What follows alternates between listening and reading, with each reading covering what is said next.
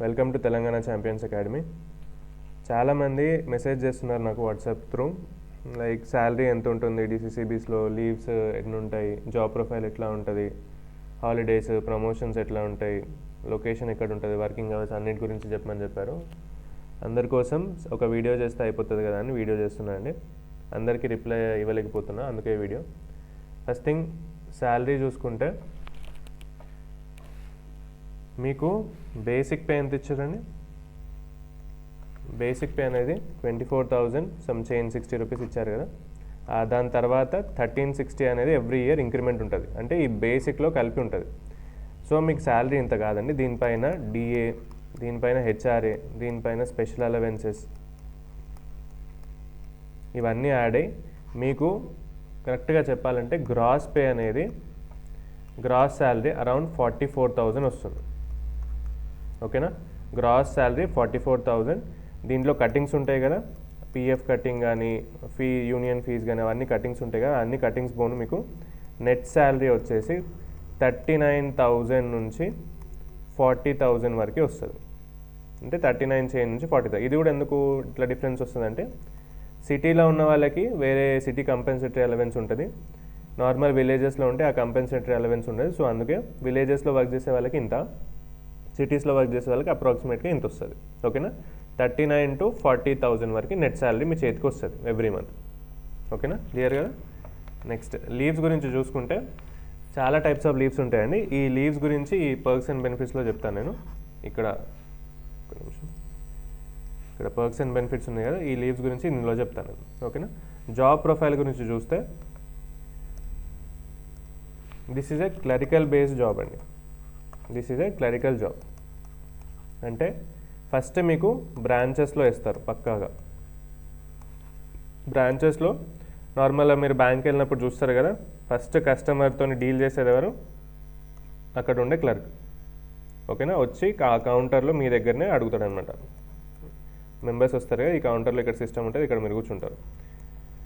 ఓకేనా? అది clerical based job. Plus దీంతో పాటు క్యాషియర్ డ్యూటీస్ కూడా చేసే ఛాన్సెస్ ఉన్నాయి. క్యాషియర్ డ్యూటీస్ అంటే స్టాఫ్ అసిస్టెంట్ అనేది, this is a clerical based job.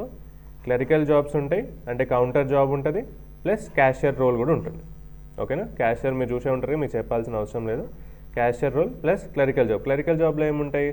Account openings ఉంటాయి, డిపాజిట్స్ తీసుకోవడం ఉంటుంది, విత్డ్రావల్స్ ఎంట్రీ చేయడం ఉంటుంది, నెఫ్ట్ ఆర్టీజీఎస్ చేయడం ఉంటుంది, ఇంకా cheque books issue, passbooks issue, ATM cards ఇవ్వడం, ఇట్లాంటి అన్ని జాబ్స్ ఉంటాయి అన్నమాట. ఓకేనా? నెక్స్ట్ అండి, హాలిడేస్ గురించి చూస్తే every second and fourth Saturday holidays ఉంటాయి. సండే ఎట్లాగో హాలిడేస్ ఉంటుంది, కానీ second and fourth Saturday holidays ఉంటాయి అన్నమాట. అన్ని బ్యాంక్స్లో ఇంతే, సో డిసిసిబి కూడా ఇంతే. ఓకేనా? Every second and fourth Saturday will be holidays. మళ్ళీ తర్వాత నెగోషియబుల్ ఇన్స్ట్రుమెంట్ యాక్ట్లో ఏదైతే హాలిడేస్ మెన్షన్ చేస్తారో అవన్నీ హాలిడేస్ బ్యాంక్కి వర్తిస్తాయి అన్నమాట. ఓకేనా? నార్మల్ స్టేట్ గవర్నమెంట్కి ఉన్న హాలిడేస్ ఉండవు బ్యాంక్స్కి. ఏదైతే నెగోషియబుల్ ఇన్స్ట్రుమెంట్ యాక్ట్లో హాలిడేస్ మెన్షన్ చేసింది ఉంటుందో అవి మాత్రమే మన బ్యాంక్స్కి హాలిడేస్ ఉంటాయి, అన్ని బ్యాంక్స్కి అండి, నాట్ ఓన్లీ ఫర్ డిసిసిబిస్, అన్ని బ్యాంక్స్కి సేమ్ ఉంటాయి. నెక్స్ట్ ప్రమోషన్ గురించి చూసుకుంటే, మీరు ఇప్పుడు అపాయింట్ అయ్యేది స్టాఫ్ అసిస్టెంట్ రోల్ కదా. స్టాఫ్ అసిస్టెంట్ ఒకవేళ మీకు ఎలిజిబిలిటీ ఎప్పుడు వస్తుంది? మీ ప్రొబేషన్ ఎప్పుడు అవుతుంది? 2 years తర్వాత మీ ప్రొబేషన్ అవుతుంది. Probation will be completed in 2 years. ఓకేనా? 2 years తర్వాత మీకు ఎలిజిబిలిటీ ఉంటుంది. 2 years కంప్లీట్ అయి ఉండాలి. మీరు ఒకవేళ loss of pay, medical leave కానీ ఈఎల్స్ కానీ అట్లా పెట్టుకొని లాస్ ఆఫ్ పే అయితే ఇది ఎక్స్టెండ్ అవుతుంది. 2 years కాస్త మీరు ఆ 2 years కంప్లీటింగ్, మీరు ఏదైతే లాస్ ఆఫ్ పే డేస్ తీసుకున్నారో అవి 2 yearsలో కౌంట్ కావండి. సో ఎక్స్ట్రాగా వర్క్ చేయాల్సిందే. ఫర్ ఎగ్జాంపుల్ మీరు ఒక 6 months లీవ్ తీసుకున్నారు అనుకోండి, లీవ్ ఇవ్వరు. ఒకవేళ మీరు ఏదైనా మెడికల్ ఎమర్జెన్సీలో లీవ్ తీసుకుంటే మీకు అప్పుడు ఎప్పుడైతుంది ప్రొబేషన్? 2.5 yearsలో అవుతుంది. అంటే 2 years వర్కింగ్ డేస్ ఉండాలన్నమాట. ఓకేనా? తర్వాత వేకెన్సీని బట్టి, అక్కడ మీ స్పెసిఫిక్ డిసిసిబిస్లో ఉన్న వేకెన్సీని బట్టి మీకు అసిస్టెంట్ మేనేజర్గా ప్రమోషన్స్ వస్తాయి. ఇంటర్నల్ ఎగ్జామ్ కండక్ట్ చేస్తారు. Actually every year staff assistant, assistant manager, DCCB notifications పడుతుండే. ఈసారి అసిస్టెంట్ మేనేజర్ ఇంటర్నల్ ప్రమోషన్స్తో అయిపోయినాయంట. సో స్టాఫ్ అసిస్టెంట్ ఒకటే పడ్డది, అసిస్టెంట్ మేనేజర్ పడలేదు. ఓకేనా, ఒక 2 years 3 years తర్వాత ఈ వేకెన్సీస్ అసిస్టెంట్ మేనేజర్ వేకెన్సీస్ ఉంటే త్రూ ఇంటర్నల్ ప్రమోషన్స్ అంటే ఇంటర్నల్ ఎగ్జామ్స్ కండక్ట్ చేస్తుంది బ్యాంకే. ఆ internal exams through you can get selected as assistant managers. Same ఇంకొక 3 years అయితే మేనేజర్కి ఎలిజిబిలిటీ ఉంటుంది. That to depending upon the vacancies అండి. మేనేజర్ వేకెన్సీస్ ఉంటే అందరు assistant managers 2 to 3 years of experience assistant manager చేసి ఉంటే మేనేజర్గా ఇంటర్నల్ ప్రమోషన్, ఇది కూడా ఇంటర్నల్ ప్రమోషన్స్ త్రూ సెలెక్ట్ అవుతారు. ఓకేనా, దీని తర్వాత ఏముంటుంది పోస్ట్ అసిస్టెంట్ జనరల్ మేనేజర్ ఉంటుంది. ఇది రేర్, ఇంకా చాలా ఇయర్స్ పడుతుంది, సమ్ 15 to 20 years ఎక్స్పీరియన్స్ ఉంటే ఇది కూడా త్రూ ఇంటర్నల్ ఎగ్జామ్స్ ఇది కూడా. ఓకేనా, ఆ పొజిషన్కి వెళ్ళచ్చు. దాని తర్వాత డీజీఎం పొజిషన్ ఉంటుంది, దాని తర్వాత జీఎం పొజిషన్ ఉంటుంది. This is the last position అండి. డీసీసీబీస్లో GM position is a top most position. మరి సీఈఓ ఉంటుంది కదా సార్ అని అంటారు కదా.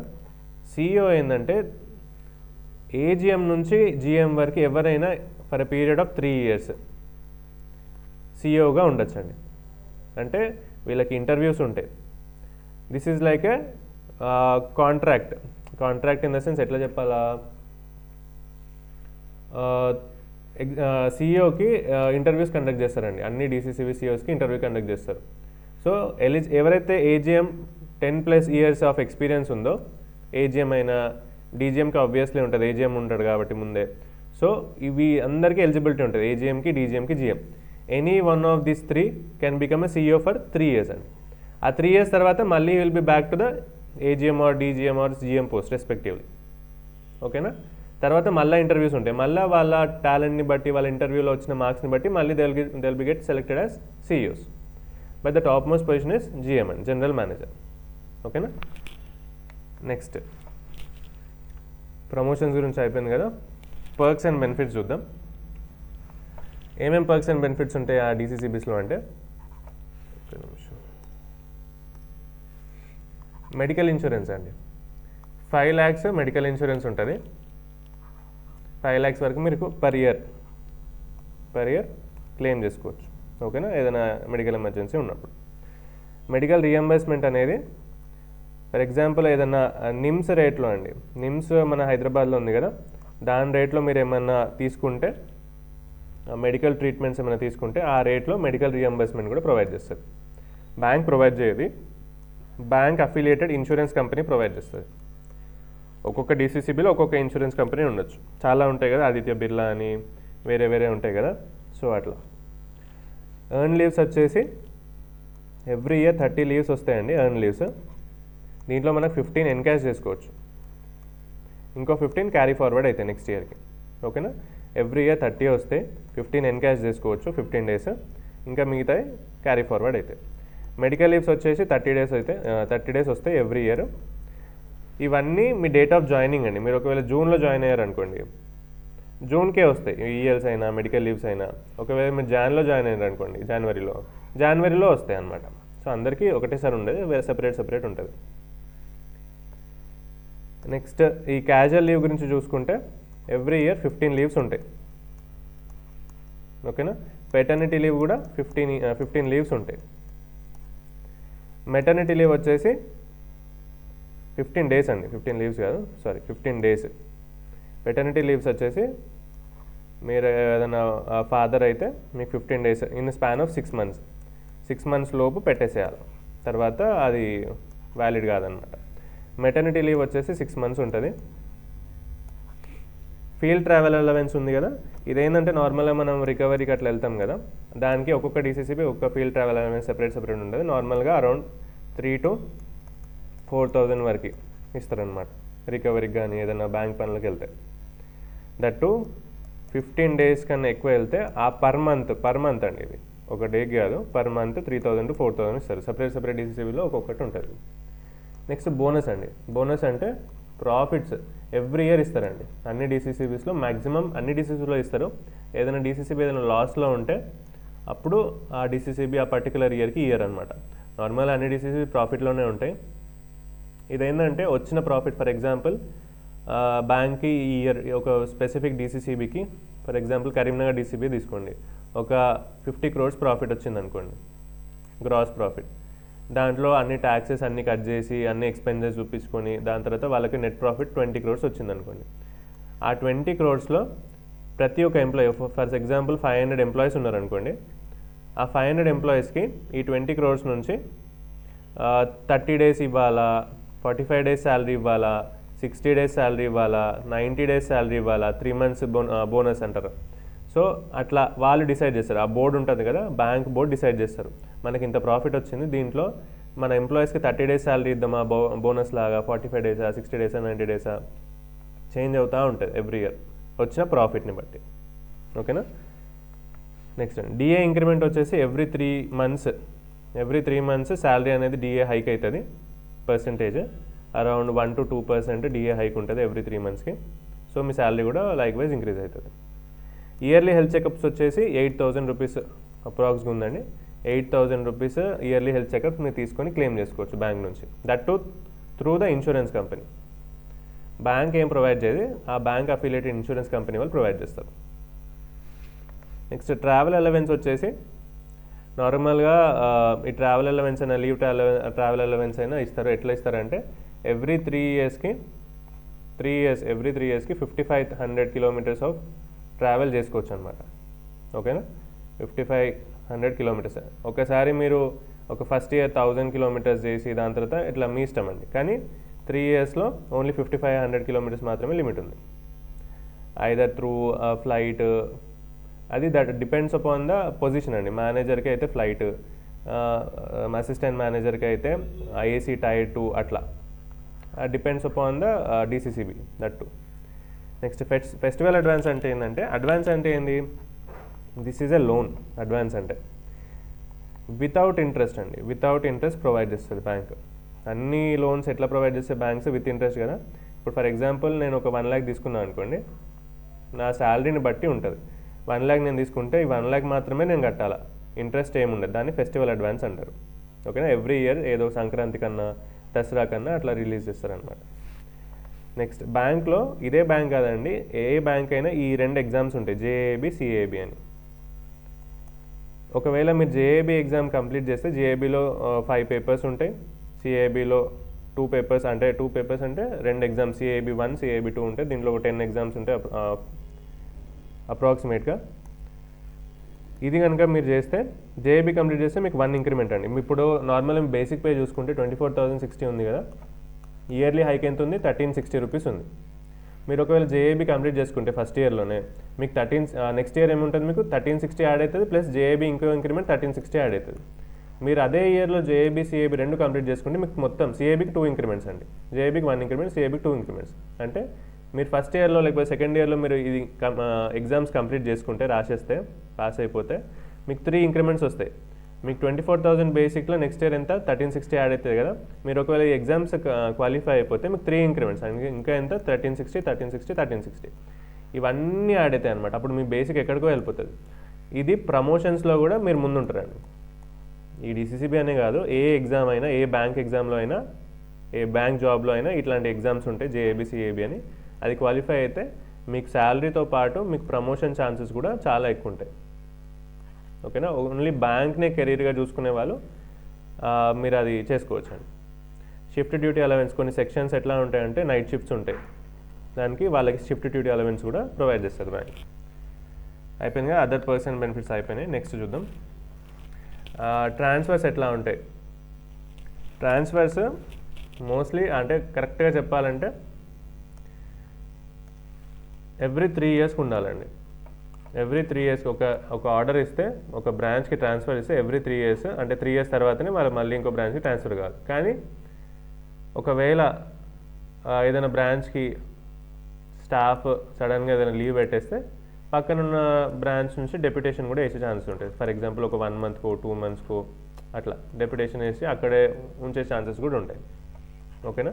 కానీ ట్రాన్స్ఫర్ పాలసీ అయితే ఏ బ్యాంక్లోనే ట్రాన్స్ఫర్ పాలసీ 3 years అండి. ఒక బ్రాంచ్లో చేసినామంటే మళ్ళీ 3 yearsకి దాని తర్వాత వేరే బ్యాంక్లో వెళ్తారు. Next location of job. ఇది చాలామందికి తెలియదు.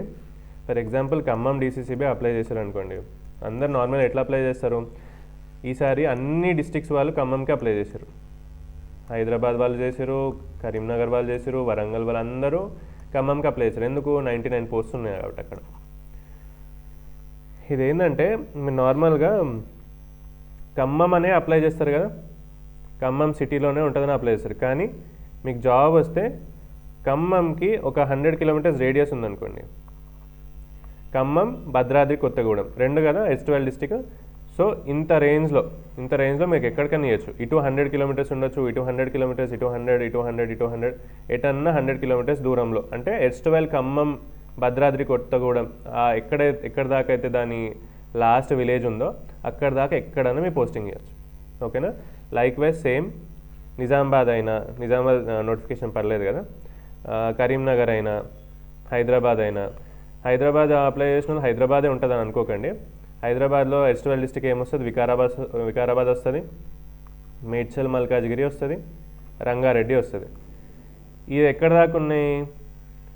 హైదరాబాద్ చుట్టుపక్కల 100 కిలోమీటర్స్ దూరంలో ఎటన్నా వేయచ్చు. మీకు ఒట్టి హైదరాబాద్ వస్తుందని కాదు, అందరూ ఇదే అనుకుని హైదరాబాద్లో ఉంటుంది అనుకుని అప్లై చేస్తారు, సేమ్ డిస్టిక్లో ఉంటుందని. కానీ హెడ్ ఆఫీస్ మాత్రం ఇక్కడ ఉంటుంది. ఒక నార్మల్గా 2-3 బ్రాంచెస్ ఉంటాయి సిటీ దగ్గర. దాని తర్వాత అన్నీ దూరమే ఉంటాయి. సో మీరు ఎక్కడికన్నా పోస్టింగ్ ఉండొచ్చండి, మైండ్ ఫిక్స్ చేసుకొని రండి. నెక్స్ట్ వర్కింగ్ అవర్స్ అండి. వర్కింగ్ అవర్స్ వచ్చేసి 10 to 5, మధ్యలో 2 to 2:30 will be the lunch time. ఓకేనా? ఇది lunch time. 10 to 5 is the working hours. ఒకవేళ మీరు బిజియెస్ట్ బ్రాంచ్లో ఉంటే, లేకపోతే హెడ్ ఆఫీస్లో ఉంటే ఒక ½ an hour 30 minutes ఎక్స్ట్రాగా ఉండే ఛాన్సెస్ ఉంటాయి. ఓకే, నార్మల్గా అయితే అన్ని 10 to 5 క్లోజ్ అయిపోతాయి.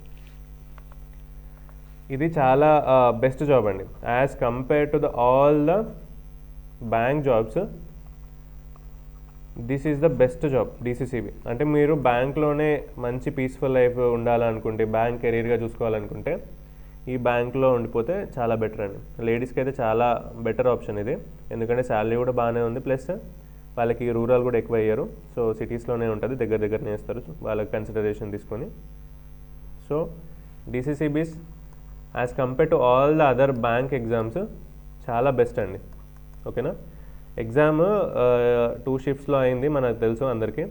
ఫస్ట్ షిఫ్ట్ ఈజీ వచ్చింది, చాలా ఈజీ వచ్చింది. యాక్చువల్గా ఈజీ కూడా కాదు, వెరీ ఈజీ.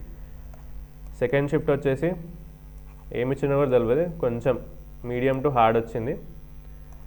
ఎందుకు హార్డ్ వచ్చిందంటే కరెంట్ అఫైర్స్ అడగలేడు. క్రెడిట్ కోఆపరేటివ్స్ కూడా ఫస్ట్ షిఫ్ట్లో నా కోర్స్ తీసుకున్న వాళ్ళందరూ ఫస్ట్ షిఫ్ట్లో 10 out of 10 పెట్టారు. కానీ సెకండ్ షిఫ్ట్లో నా కోర్స్ తీసుకున్న వాళ్ళు అరౌండ్ నేను మాట్లాడినంత వరకు 5 to 6 పెట్టారు చాలామంది. టఫెస్ట్ క్వశ్చన్స్ అంటే క్వశ్చన్ తిప్పిచ్చిండు సెకండ్ షిఫ్ట్లో క్రెడిట్ కోఆపరేటివ్స్కి. అసలు కరెంట్ అఫైర్స్ అయితే కనిపించలేదు. బ్యాంక్ ఎగ్జామ్స్లో ఎప్పుడైనా ఎస్ఎస్సి కాదు కదండి, సిజిఎల్ సిహెచ్ఎస్ఎల్ ఎగ్జామ్ కాదు, స్టేట్ గవర్నమెంట్ ఎగ్జామ్ కాదు స్టాటిక్ జీకే రావడానికి. బ్యాంక్ ఎగ్జామ్స్లో అన్ని ఎగ్జామ్స్లో కరెంట్ అఫైర్స్ వస్తాయి. ఫైనాన్షియల్ కరెంట్ అఫైర్స్ అయినా, నార్మల్ కరెంట్ అఫైర్స్ అయినా. ఫర్ ఎగ్జాంపుల్ 40 మార్క్స్ ఉంటే 30 మార్క్స్ కరెంట్ అఫైర్స్ రిలేటెడే ఉంటాయి, either through financial current affairs లేకపోతే నార్మల్ కరెంట్ అఫైర్స్.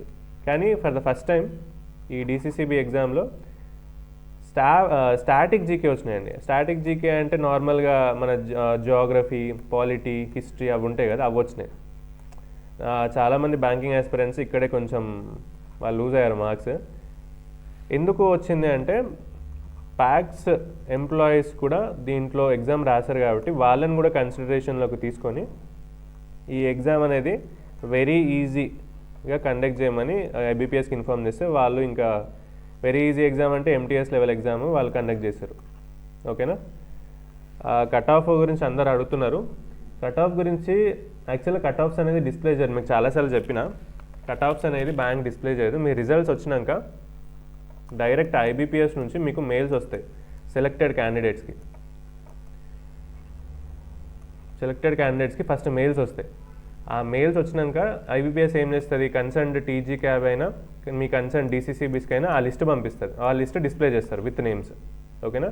ఎటువంటి ఏమంటారు మిస్అప్రోప్రియేషన్స్ ఉన్నాయి. చాలామందికి డౌట్స్ ఉన్నాయి కదా, జాబ్లో పైసలు తీసుకొని అమ్ముకుంటారు అని. అట్లేం ఉండదండి, అట్లేం ఉండదు. కంపల్సరీగా ఆ జెన్యూనే ఉంటుంది, అట్లాంటి జాబ్స్ అమ్ముకోవడం ఏమి ఉండదు. నార్మల్గా అది అట్లా బ్యాడ్ టాక్ అనేది బయటకు వచ్చింది, కానీ అట్లాంటిది ఏమి ఉండదండి, జెన్యూనే ఉంటుంది. ఎందుకు జెన్యూన్ ఉంటుంది అని చెప్తున్నా, ఐబీపీఎస్ నుంచి ఫస్ట్ సెలెక్టెడ్ క్యాండిడేట్స్కి మెయిల్స్ పోతాయి, ఓకేనా. దాని తర్వాత ఆ లిస్ట్ ఐబీపీఎస్ లిస్ట్ మాత్రమే పోతుంది డీసీసీబీస్కి.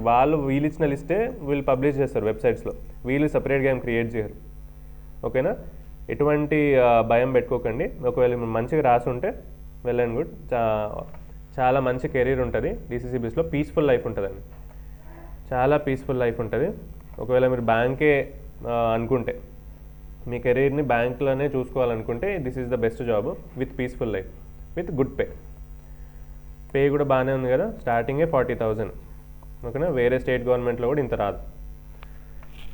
ఒకవేళ మీరు ఈ ఎగ్జామ్ మంచిగా రాయలేరు అని అనుకుంటే డిసప్పాయింట్ కాకండి, చాలా ఎగ్జామ్స్, అప్కమింగ్ ఎగ్జామ్స్ చాలా ఉన్నాయి. నార్మల్ 2026లో ఇప్పుడు వేరే ఎగ్జామ్స్ కన్నా ప్రిపేర్ అయితే ఎస్ఐపిసి పడుతుందండి, Telangana state SIPC around 16,000 post పడుతున్నాయి. కంపల్సరీ చేస్తారు, లాస్ట్ ఇయరే వేస్తుండే, లాస్ట్ ఇయర్ డిలే అయిపోయింది. నార్మల్గా గ్రూప్ 3 గ్రూప్ 4 రిజల్ట్స్ వచ్చినాయి కదా, దీనివల్ల ఈ రిక్రూట్మెంట్ అనేది డిలే చేశారు, ఓకేనా. ఇప్పుడు రిజల్ట్స్ వచ్చేసినాయి కదా గ్రూప్ 3 గ్రూప్ 4, ఇప్పుడు కంపల్సరీగా జాన్లో అయినా ఫెబ్లో అయినా పక్కాగా ఎస్ఐ కానిస్టేబుల్ ఎస్ఐపిసి రిక్రూట్మెంట్ అనేది ఉంటుంది. మనకు అందరికీ తెలుసు సీజీఎల్ ఎస్ఎస్సి సీజీఎల్ అయినా సిహెచ్ఎస్ఎల్ అయినా in the month of June notification వస్తుంది, బై డిసెంబర్ మీ ఎగ్జామ్స్ కంప్లీట్ అయిపోతాయి, ఓకేనా. ఇప్పుడు ఆర్ఆర్బీ ఎన్టీపీసీ కూడా ఉంది కదా, ఆర్ఆర్బీ ఎన్టీపీసీ ఎప్పుడు ఈ నోటిఫికేషన్ ఆల్రెడీ వచ్చింది, అప్లై కూడా చేశారు. ఎగ్జామ్ అనేది జూన్లో ఉండొచ్చండి, జూన్ 2026 వరకు ఉండొచ్చు. ప్రతి ఒక్క ఎగ్జామ్ మే టు జూన్ మధ్యలో నోటిఫికేషన్ వస్తుంది, జూలై ఆగస్ట్ సెప్టెంబర్ ఆ టైంలో డిసెంబర్ వరకు ఎగ్జామ్స్ అనేవి ఉంటాయి, అన్ని ఎగ్జామ్స్, ఆర్ఆర్బీ కానీ ఎస్బీఐ కానీ ఐబీపీఎస్ కానీ, ఓకేనా. మీరు ఈ ఎగ్జామ్లో అయినా డిసార్టెంట్ కాకండి, బాధపడకండి, కంపల్సరీగా మీకు ఆప్షన్ ఉంటుంది. మీరు చేయాల్సింది ఏంది, జనవరి నుంచి మే ఆర్ జూన్ వరకు నోటిఫికేషన్ వచ్చినాక చదవడం కాదు, నోటిఫికేషన్ వచ్చే 6 months ముందే మీరు వెల్ ప్రిపేర్డ్గా ఉంటే ఎగ్జామ్ ఈజీగా క్రాక్ చేయొచ్చు, ఓకేనా. ఈ SIPC constable CGL RRB NTPC దీనికి ఎవరైనా ప్రిపేర్ అవ్వాలనుకుంటే ఈ కోర్స్ అనేది నేను లాంచ్ చేస్తున్నాను అండి from tomorrow, that is from January 1st, 2026, ఓకేనా. January 1st, 2026, 1st January నుంచి లిమిటెడ్ టైం ఆఫర్ అండి. అన్ని జీకే సబ్జెక్ట్స్ ఉంటాయి ఇందులో. ఏమేమి ఉంటాయి, హిస్టరీ ఉంటుంది, జాగ్రఫీ ఉంటుంది, పాలిటీ ఉంటుంది, ఎకనామీ ఉంటుంది, బయాలజీ, ఫిజిక్స్, కెమిస్ట్రీ, మొత్తం కంప్లీట్ జీకే ఫౌండేషన్ కోర్స్ అండి. GK foundation course with pictures. నార్మల్గా ఉట్టిగా పేజెస్ చదివితే మీకు అంత ఎక్కదు కదా, విత్ పిక్చర్స్ ప్రొవైడ్ చేస్తున్నాను నేను. మీరు ఆ పిక్చర్స్తో చూస్తే మీ మైండ్లో ఫిక్స్ అయిపోతుంది అనమాట. This is the one stop solution అండి.